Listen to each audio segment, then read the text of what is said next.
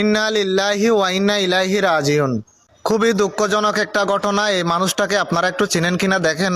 অন্যান্য ভিডিও আপনাদেরকে শেয়ার করার জন্য আমি কখনোই অনুরোধ করি না, কিন্তু এই ভিডিওটা অবশ্যই শেয়ার করবেন। তো এই মানুষটা গতকাল রাত 11টার সময় গ্রিন সেন্ট মার্টিন এই এসি বাসটাতে যাত্রী হয়ে উঠেছিল ঢাকা থেকে।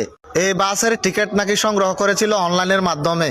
সকালে বাসটা যখন কক্সবাজার পৌঁছালো, সুপারভাইজার যখন যাত্রীদের তাদের গন্তব্যে পৌঁছানোর কথা জানাতে গেল, তখন সুপারভাইজার এই ব্যক্তির কোনো নড়াচড়া শ্বাস প্রশ্বাস না পেয়ে সাথে সাথে পুলিশকে জানালো।